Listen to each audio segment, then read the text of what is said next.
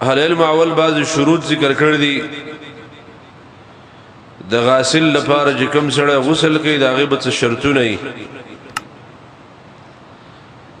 اولنه شرط دا ذکر کړی چې داغه بنیت معلومي چې دا د غسل نیت کوي او دا خبره موږ مقدمه دا او دا سکی ویلې و انما الاعمال بالنیات چې هر عمل لپاره نیت ضروری ده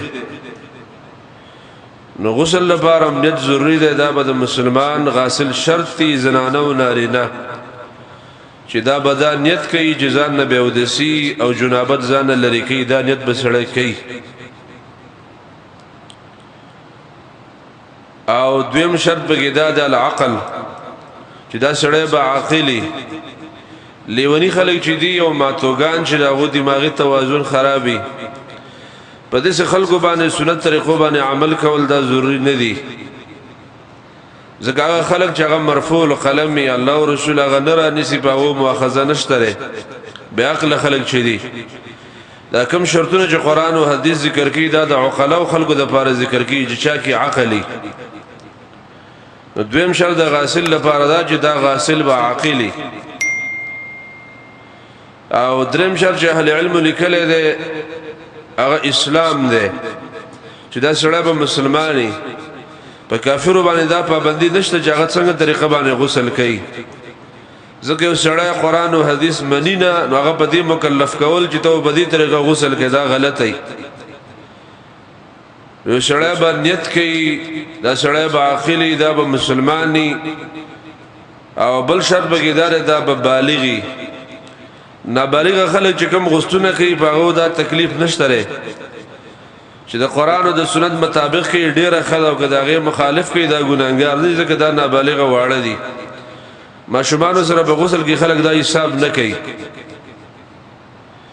بل شرط کې علماء بیانول کړه د التمیز چې سړی به د عادت او د عبادت په منځ کې فرق کولای شي چې دا زه عبادت کوم دا غسل زما عبادت دی او دا خبره زه د عادت په تور باندې کومه یو عادت په تور باندې لمبل یو د سنت په طریقه کې لمبل نو سړی به تمیز کولای شي د خو د بد د سنت او د بدعات او د روا او د ناروا خبرې تمیز به سړی کولای شي او بل شرط به علماء دا ویلي دي چې دا یو مهم شرط دی چې د سي مانع به موجود نه چې ستا بدن ته اوبر رسیږي نه داغه د وجنه د څه څه په پتا نه لګیدل ستا په بدن باندې د څه پلستر او غیره شی ستا په بدن باندې چړا شوی د څه رنگونه چې داغه د وجنه دا اوبر ستا دنه بدن ته نه داخليږي دا معنی به موجود نه کدا معنی موجودونه بیا مسا غسل نکیږي لکه درې وضاحت اخر کې بیا کوم دا تقریبا د شروط الغاسل وای چې کوم سره غسل کې د دې شرطونو پابندی به سره کې او دا شرطونه وپکی دا خبر چې تاسو ذکر نو اوس د دویمه مسلې لراشه د غسل مسنونه طریقه سره دا غینه مخکې اهل علم غسل دوه قسمه ذکر کړی دی یو ته غسل الجائز وای او بل ته غسل الکامل وای جائز هغه غسل ته ویل کېږي چې سړی فرض بیا ادا کېږي صرف مثال به تور یو سړی لمبل د ضرورت لري جنابت کې ده او لام به وډن ته ودنګل نیت یې مونږه اسی وبوته ودنګل ځانه پاک او سره اول وینځو بیا بدن او است وبوته ودنګل یا چا پاس به پیپونی او سړی است ټول لونک ودا غسل جایز ده بس دا طریقه دا سړی پاک شو جنابت د دې سړی زایل شو او پاکی دې سړی ته منتقل شو ناپاکی ته ختم شو خودم رضا چې دا غسل مسنون نه دی ګوره الغسل الكامل چې پورا غسل چې د الله د رسول په طریقه باندې نو هغه غسل دا نه دی نور هغه جنابت د دین په دې ځای لکېږي دوه کسان د ډن په خوا کې ولاړ دی یو بل د کور کې ثبوت کته ورتاو هغه په جنابت کې ټول بدن دغه لون چې یو ځای مچ پاتې نشه نو دې ته ویل کېږي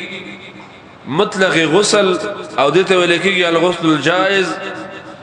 او الغسل المجزي هغه غسل چې دا جائز شو د ناپاکي ختم شو جنابت ختم شو